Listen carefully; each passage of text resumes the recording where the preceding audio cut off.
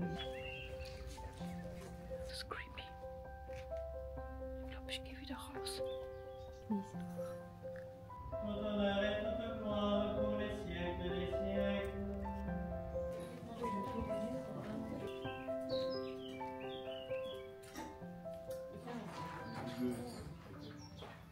Und damit herzlich willkommen zu einem neuen Video von mir. Diesmal geht es auf die geheimnisvolle Insel Saint-Honorat, natürlich wie immer gespickt mit spannenden Fakten und persönlichen Eindrücken. Viel Spaß dabei! Wir sind heute auf dem Weg nach Saint-Honorat, eine Mönchsinsel. Deswegen fahren wir gerade mit dem Zug nach Cannes und nehmen euch heute mit. Und wir zeigen euch gleich auch meine Lieblingsbäckerei in Cannes. Da statten wir uns nämlich aus mit so ein paar Snacks, damit wir auch nicht verhungern. Und ja, freut euch auf diese Insel. Ich finde sie richtig, richtig schön. So eine geheimnisvolle Mönchsinsel. Viel Spaß! Und da seht ihr sie schon, meine absolute Lieblingsbäckerei in Cannes. Sie nennt sich Le Saint-Antoine und befindet sich am Place Bernard Cornu-Gentil Nummer 6.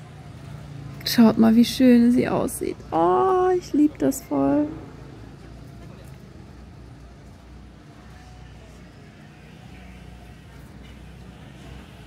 Und ja, man muss hier üblicherweise immer ein paar Minuten warten, weil diese Bäckerei einfach so beliebt ist.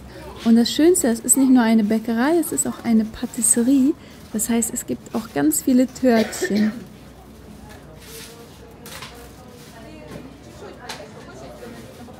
Und jedes Mal, wenn wir einen Ausflug vom Hafen aus planen, gehen wir zu dieser Bäckerei und kaufen uns sowohl irgendein süßes Teilchen als auch eine richtig schön belegte Baguette. Ich glaube, das habe ich auch noch gefilmt, wirst du gleich sehen. Auch schaut euch mal das Interieur an. Ich finde es so hübsch hier und man sieht auch immer morgens Leute, die hier einfach ganz genüsslich ihr Frühstück genießen. Tolle Atmosphäre.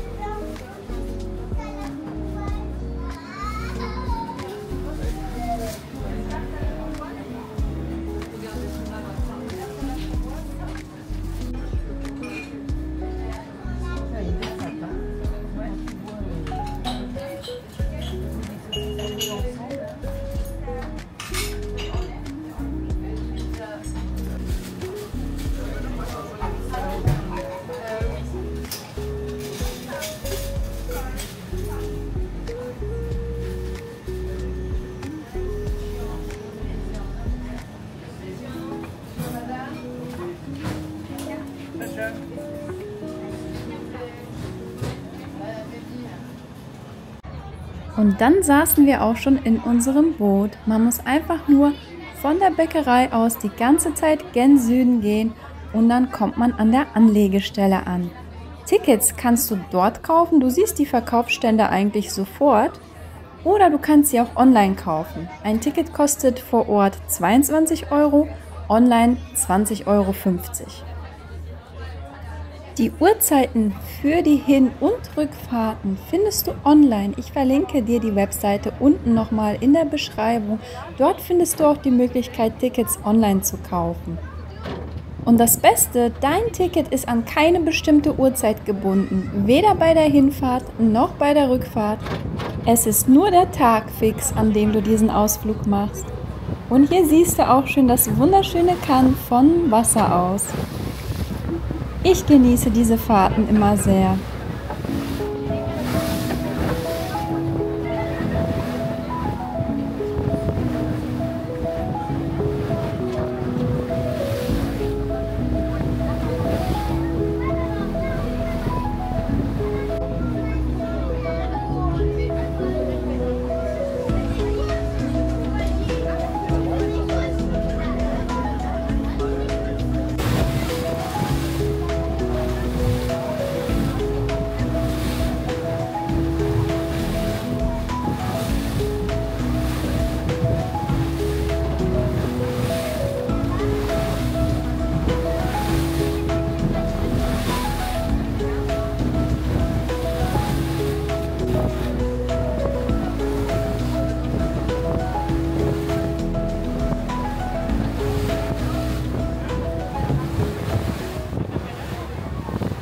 Die Insel Saint-Honorat liegt direkt vor Cannes, aber vor ihr liegt noch ihre größere Schwesterninsel Sainte-Marguerite. Beide gehören zu den Îles de Lérins.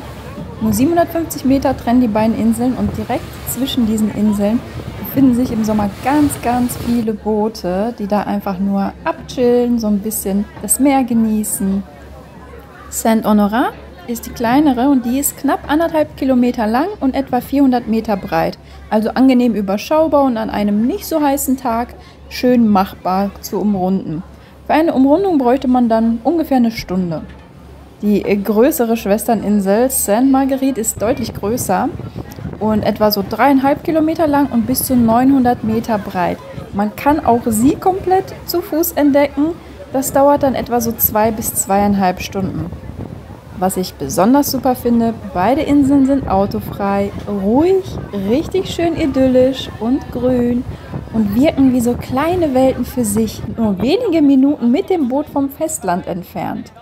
Also zu Sainte-Marguerite braucht man so, ich würde sagen, maximal 15 Minuten und zu Saint-Honorat haben wir, glaube ich, 20 Minuten gebraucht. Und hier siehst du auch schon die Bötchen. Das ist ja noch nicht Hochsaison gewesen, als wir da waren, aber man sieht schon ein paar Leute genießen einfach diese schöne idyllische Welt zwischen den Inseln. Und ja, das finde ich so geil. Also einfach mal dem Stadtleben entfliehen, dem ganzen Trubel und so ein bisschen die Natur genießen. Ich liebe es so sehr hier und das ist meine absolute Empfehlung. Egal welche der beiden Inseln ihr besucht, macht es einfach.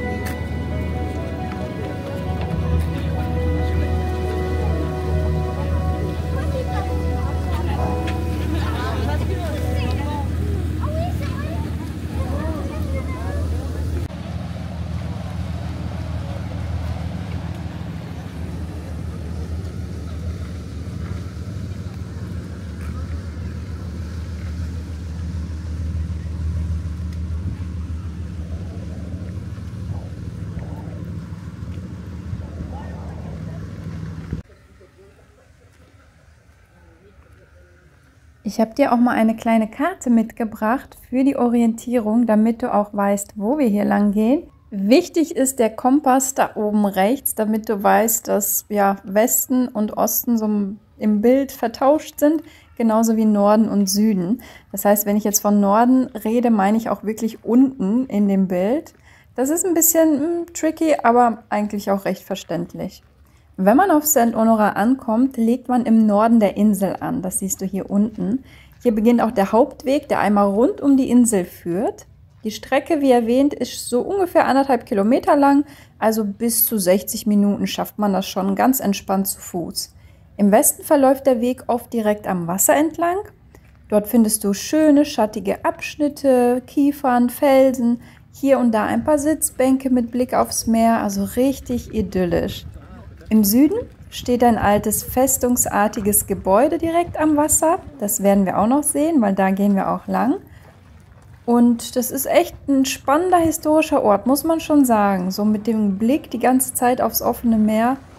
Wir haben hier erstmal ein bisschen Pause gemacht. Wir sind nämlich an der Ostseite lang gegangen.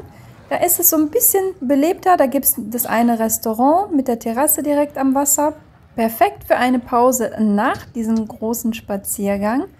Und wir haben hier erstmal in diesem, ich würde sagen, so ein Mini-Hafen ist das nochmal, im Osten, haben wir eine kleine Pause gemacht und schon so ein bisschen was gesnackt von unserer Bäckerei.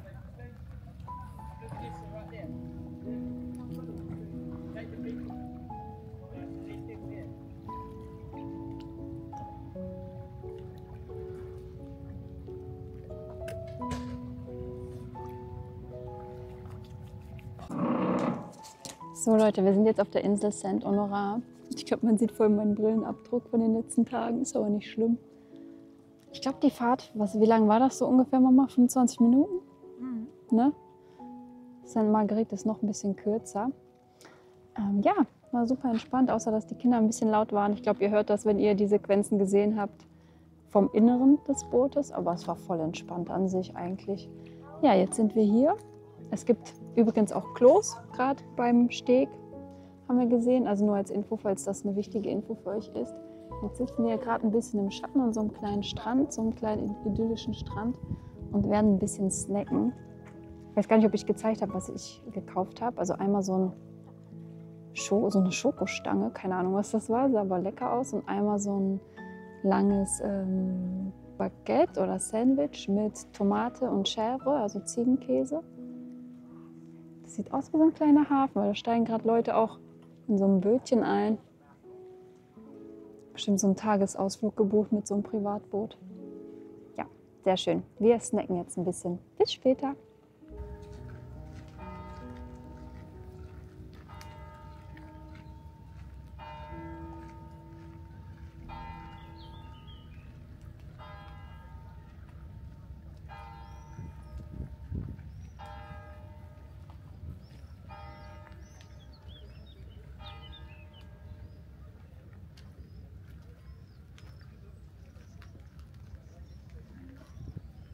Überall verteilt auf der Insel findet ihr so QR-Codes zum Scannen mit Infos zu den einzelnen Stationen, was ich auch richtig cool finde, also wie so ein Freilichtmuseum. Habe ich jetzt nicht gemacht, weil ich habe mich einfach nur auf den Weg konzentriert und einfach nur alles so ein bisschen zu sehen. Aber wenn dich sowas interessiert, dann ist es echt eine super Möglichkeit, noch ein bisschen mehr über den Ort zu erfahren, während man vor Ort ist.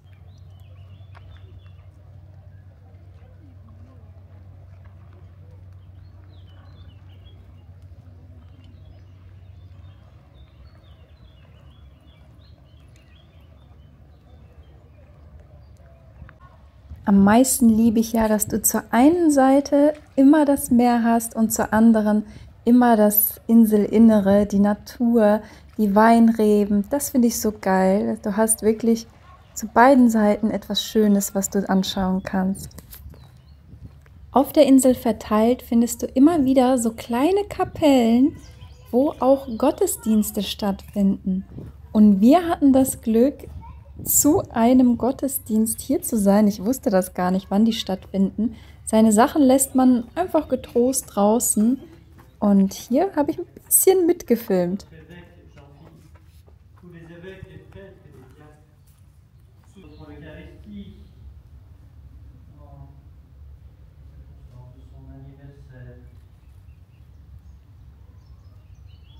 Avec la Vierge Marie, la bienheureuse Mère de Dieu, tout honneur et toute gloire pour les siècles des siècles. Amen.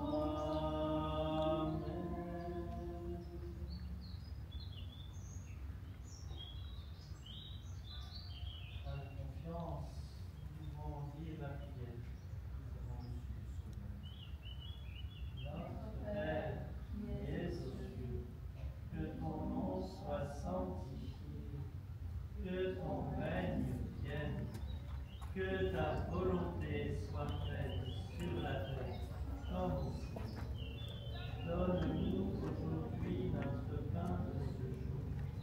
Pardonne-nous nos offenses, comme nous pardonnons aussi à ceux qui nous ont offensés. Et ne nous laisse pas entrer en tentation, et délivre-nous. Ich muss gestehen, ich weiß nicht, ob es wirklich das Vaterunser war am Ende, was die zusammengesprochen haben. Vielleicht kann mir mal jemand in die Kommentare schreiben, ob es das war. Ich fand einfach nur vom Klang her und vom Wortlaut irgendwie, dass es schon in diese Richtung ging. Ja, fand ich sehr spannend, irgendwie das so ein bisschen mitzubekommen. Also überall gibt es so alte Gemäuer auf der Insel, das finde ich so geil. Und hier bin ich sogar reingegangen. Was ist das creepy? So ein Bunker oder was? Ich sehe gar nichts.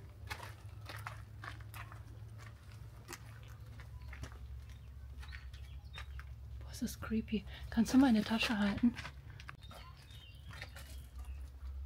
Boah, ist das gruselig. Nicht, dass ich gleich in Paris in den Katakomben rauskomme. Boah, ist das creepy. Ich glaube, ich gehe wieder raus. Und was du da an der Südspitze der Insel siehst, ist ein massiver befestigter Turm. Er wurde im Jahr 1073 errichtet, um die Mönchsgemeinschaft vor Angriffen, etwa durch Sarazenen oder Piraten zu schützen. Da sieht man schon die Festung. Schon imposant.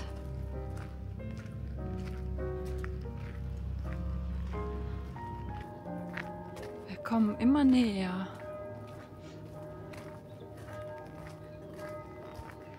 Ich glaube, das sind die Mittagsglocken oder so. Boah, hier knallt es aber ordentlich mit der Sonne. Hammer, ey. Soll heute ja eigentlich nur so 26 Grad sein, aber hier hinten knallt es ordentlich.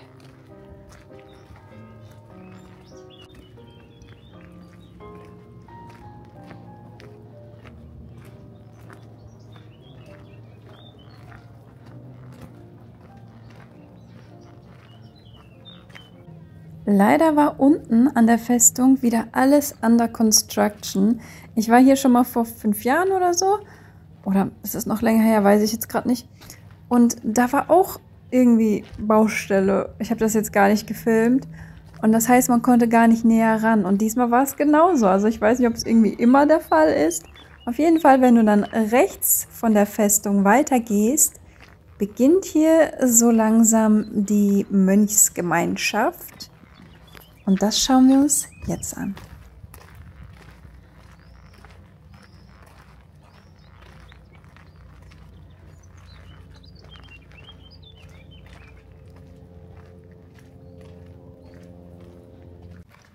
Kleine Side Story, wenn du so wie ich einen kleinen Sonnenstich erleidest nach diesem Küstenweg, gibt es hier so eine kleine Wasserstelle, wo du dich richtig schön erfrischen kannst mit kühlem Wasser. Ich habe mir den ganzen Kopf nass gemacht, das tat so gut. Und es gibt hier diesen wunderschönen Gang mit ganz vielen Bänken, richtig schön schattig. Da haben wir uns erstmal hingesetzt, komplett ausgeruht. Ich meine, es war gar kein langer Weg, aber irgendwie so in der prallen Sonne, das war schon heftig. Und dann haben wir uns ausgeruht und unser Sandwich gegessen. Das war richtig, richtig chillig.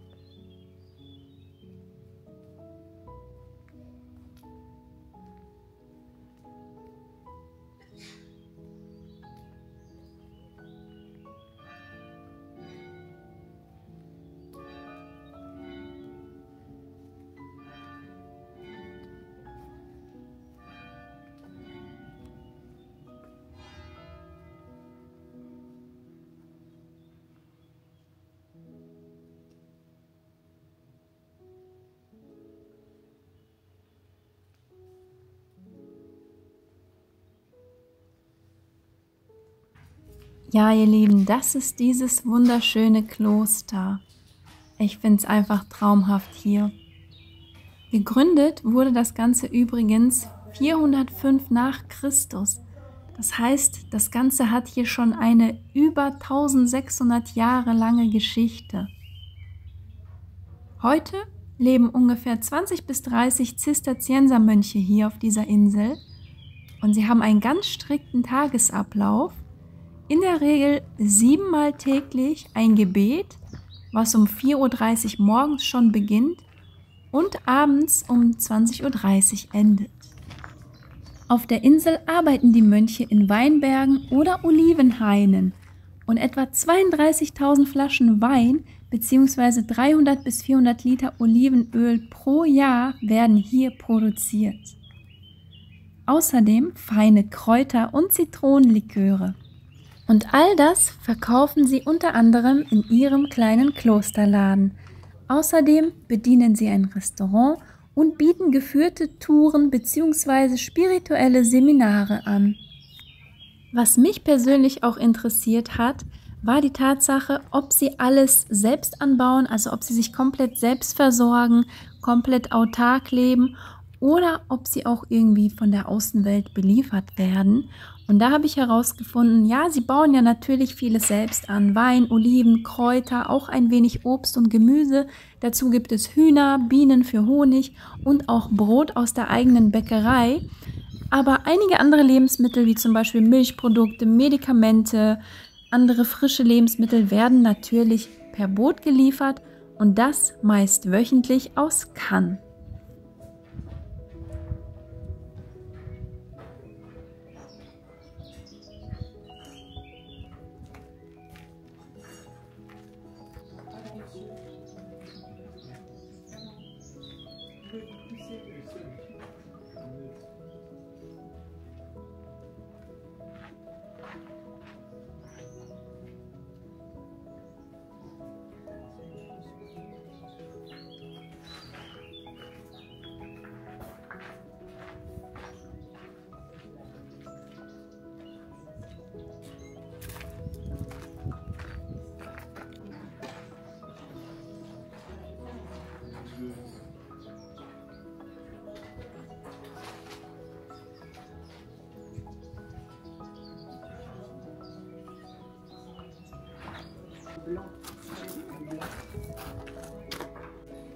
Wenn man durch das Tor zum Kloster geht, schaut man automatisch nach oben. Da stehen nämlich diese 4 dunklen Figuren in der Mauer. Und das Komische ist, eigentlich sollten es wohl mal 5 gewesen sein. Ob da mal eine rausgefallen ist, kaputt gegangen ist und einfach nie wieder eingesetzt wurde, so genau weiß das niemand. Vielleicht war es auch Absicht. Aber genau das macht es irgendwie spannend. Die 4, die noch da sind, wirken wie stille Wächter. So ein bisschen geheimnisvoll und mystisch. Und ich finde, genau das passt zu diesem Ort.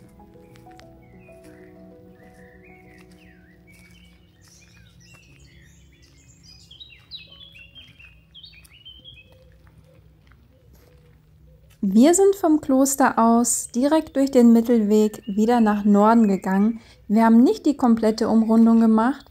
Wir waren noch ziemlich lange dort am Kloster, haben entspannt, gegessen und einfach mal die Gegend genossen. Deswegen sind wir dann einfach irgendwann wieder nach Norden gegangen und ich finde es toll, dass es genau diesen Mittelweg gibt zwischen den Weinreben. Auch ein richtig schöner Spaziergang.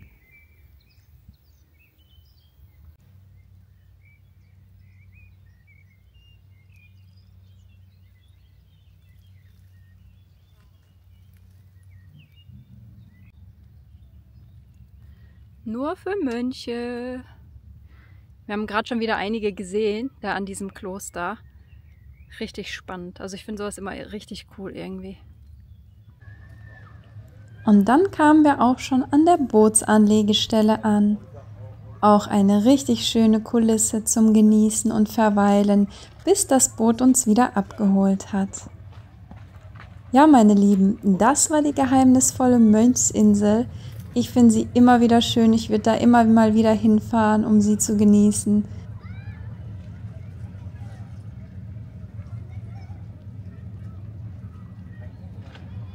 Ich hoffe, dieses Video hat euch gefallen. Lasst mir super gerne ein Like da dafür und auch gerne ein Abonnement, wenn ihr Bock auf weitere Côte d'Azur Videos habt. Ich habe noch ganz viel im Gepäck, ganz viele schöne Orte, die ich euch zeigen möchte. Deshalb würde ich mich echt um ein bisschen Engagement freuen von eurer Seite aus, wenn euch meine Videos gefallen. Und wir sehen uns dann bald beim nächsten Video wieder.